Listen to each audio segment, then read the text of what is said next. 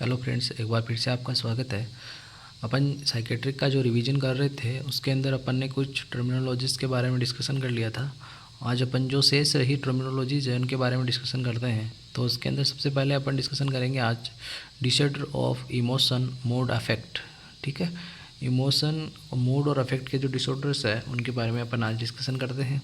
तो इसमें अपन देखते हैं कि ये 3 प्रकार के डिसऑर्डर होते हैं। इसमें प्लेजरेबल मूड, अदर अफेक्ट और अनप्लीजरेबल अफेक्ट और मूड। तो इसके अंदर फर्स्ट अपन देखते हैं प्लीजरेबल अफेक्ट और मूड के डिसऑर्डर्स में। तो it include stage of elevation of mood की जो स्टेजेज होती है ये इसके अंदर इंक्लूड होती है। इसके अंदर सबसे पहली जो स्टेज होती है वो होती है यूफोरिया। यूफोरिया का मतलब होता है सेंस ऑफ वेलबींग या एक्सट्रीम फीलिंग ऑफ हैप्पीनेस। इसको अपन क्या बोलते हैं? यूफोरिया। और यूफोरिया को अपन किस नाम से अदर टर्म से जानते हैं? हाइपोमेनिया के नाम से भी इसको जानते हैं। और फिर नेक्स्ट इसका जो स्टेप आती है वो आती है इलेशन। इलेशन में क्या होता है कि जो यूफोरिया की कंडीशन तो होती है, extreme of feeling of happiness तो होता ही है, इसके साथ साथ क्या होता है कि उसकी जो साइकोमोटर्स जो एक्टिविटी है वो भी इंक्रीज हो जाती है। और जो इनकी बायोलॉजिकल ड्राइव्स जो होती है वो भी क्या हो जाती है? इंक्रीज हो जाती है, यानी कि उसकी भूख वगैरह सब ये बढ़ जाती है। तो ये दूसरी स्टेप हो गई इलेशन। और तीसरा इसके अंदर आता है एक्सल्टेशन। एक्सल्टेशन के अंदर क्या होता है कि इलेशन में क्या हो गया? Euphoria plus increase psychomotor activity. और इसके साथ साथ क्या हो जाता है? डेल्यूजन ऑफ ग्रैंडियोसिटी जो प्रेजेंट हो जाती है, तो इसको अपन क्या बोलते हैं? एक्सल्टेशन के नाम से जानते हैं। और इसकी चौथी स्टेज है वो एक्सटेसी। इसके अंदर क्या होता है कि पर्सन क्या करता है? High extreme feeling of happiness की बहुत ही ज़्यादा हाई एक्सट्रीम फीलिंग्स में वो चला जाता है।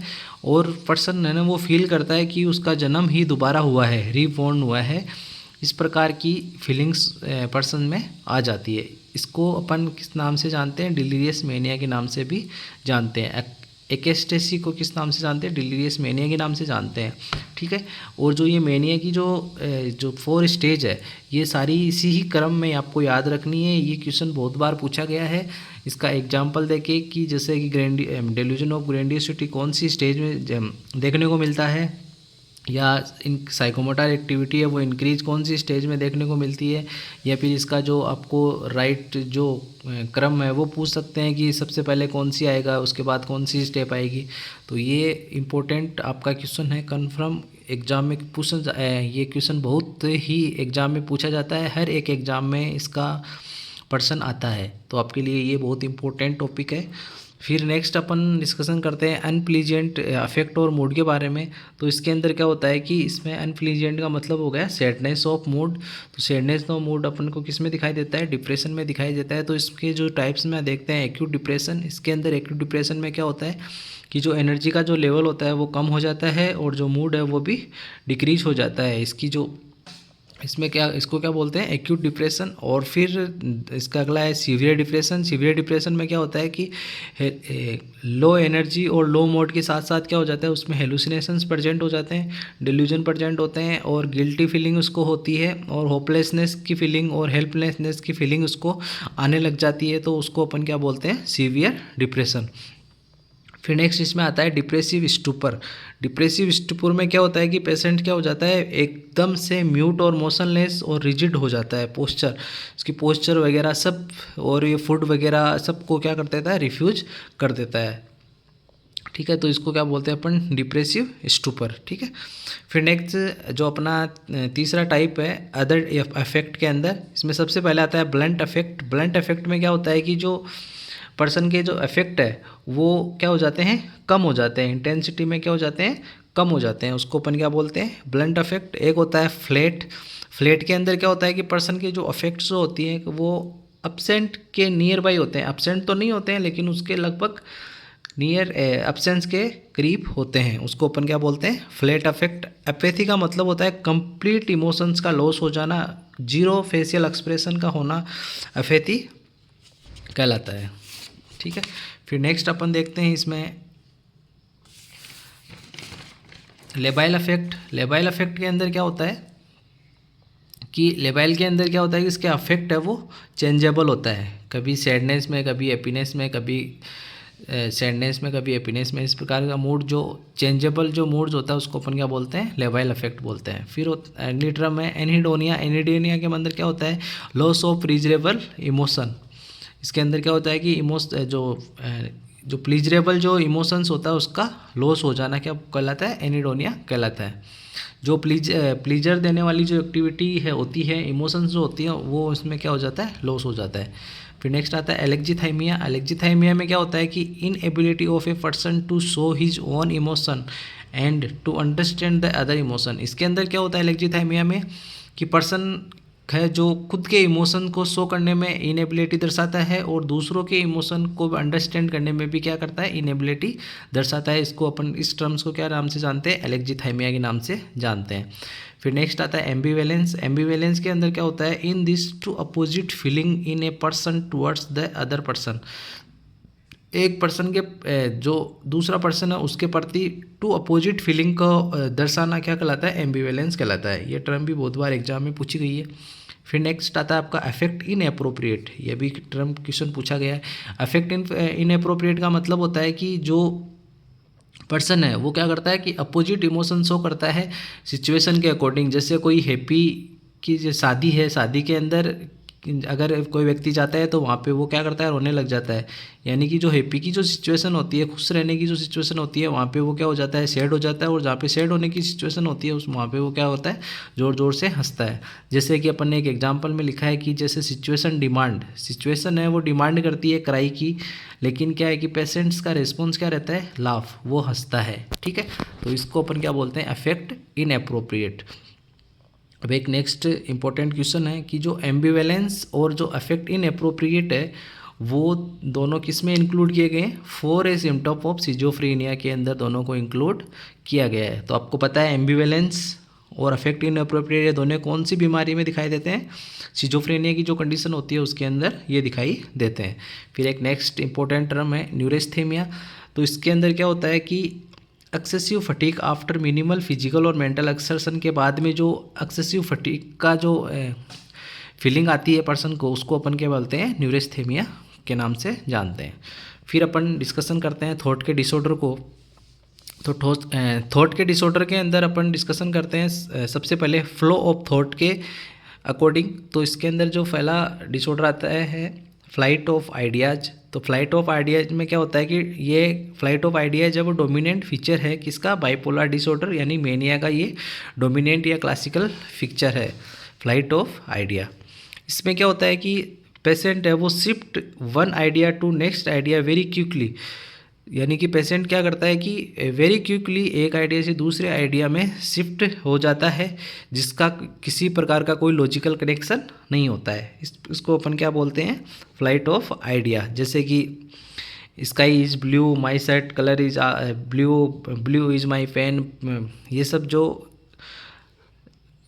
एग्जाम्पल है वो सारे किसके हैं, फ्लाइट ऑफ आइडियाज़ के। ठीक है, फिर नेक्स्ट अपना आता है poverty of idea, thought retardation, alogia, poverty of speech. तो इसके अंदर क्या होता है कि जो पेशेंट है वो क्या हो जाता है, स्लोनेस हो जाता है इन द आइडिया और स्पीच के अंदर। इस क्या कि पेशेंट के अंदर आइडियाज़ बनना क्या हो जाते हैं, कम हो जाते हैं। उसको अपन क्या बोलते हैं, पुअर्टी ऑफ आइडियाज। थॉट का रिटार्डेशन यानी कि थॉट बनना वो थॉट बनना कम हो जाता है, यानी कि उसको कोई विचार आते ही नहीं है, आते हैं तो बहुत ही कम आते हैं। उसको अपन क्या बोलते हैं, पुअर्टी ऑफ आइडियाज।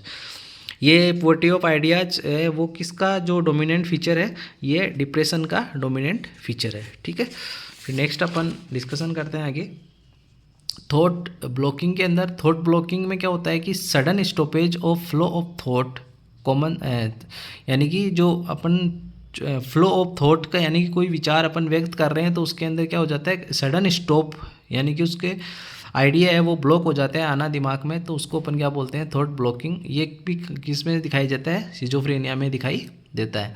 फिर नेक्स्ट अपने जैसे ये इसमें दूसरी टाइप का जो है वो है formal thought disorder. Formal thought disorder में क्या होता है कि thought not in a proper organisation, यानी कि जो थॉट्स होते हैं वो प्रॉपर ऑर्गेनाइजेशन में नहीं होते हैं, इम्पेयर्ड ऑर्गेनाइजेशन होता है और ये डिसऑर्गेनाइज्ड थिंकिंग होती है।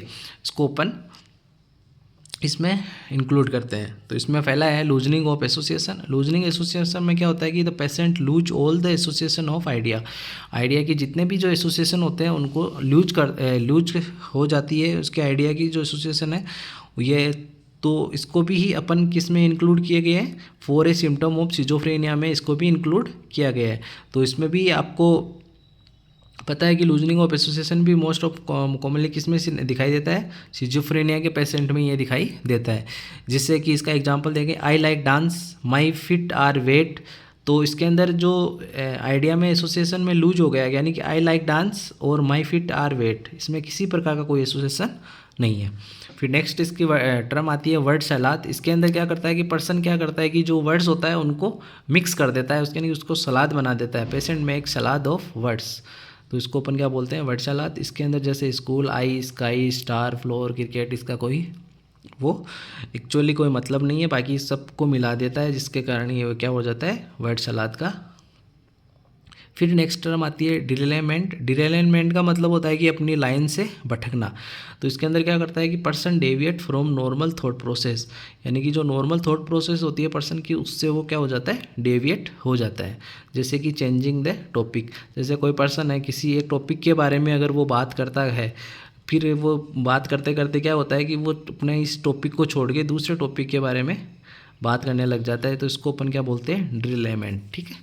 फिर नेक्स्ट आता है क्लेंज एसोसिएशन। क्लेंज एसोसिएशन में क्या होता है कि पर्सन क्या करता है, रिपीट करता है सेम वर्ड जो कि रिदम में सेम होते हैं, उनको ये पर्सन क्या करता है, रिपीट करता है, उसको अपन क्या बोलते हैं, क्लेंज एसोसिएशन बोलते हैं।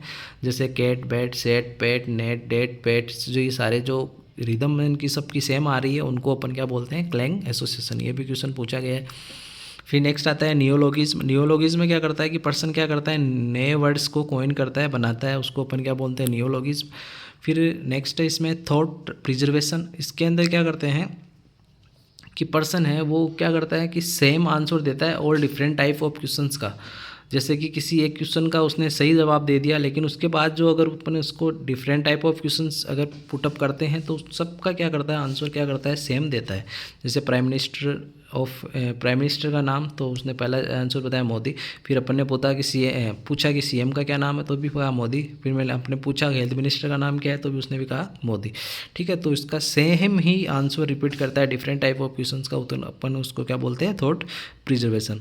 फिर नेक्स्ट टर्म आती है इंपॉर्टेंट टर्म यहीं भी, सर्कमस्टांशियलिटी। सर्कमस्टांशियलिटी में क्या होता है कि पर्सन है वो टॉक्स अबाउट सेवरल टॉपिक, यानी कि पर्सन क्या करता है कि बहुत सारे टॉपिक्स पे बात करता है और एट द एंड ऑफ वो क्या कर पाता है कि वो जो टारगेट जो क्वेश्चंस जो उसको पूछा गया था उसका वो उत्तर दे देता है, यानी कि उत्तर पे पहुंच जाता है। उसको अपन क्या बोलते हैं, सर्कमस्टांशियलिटी।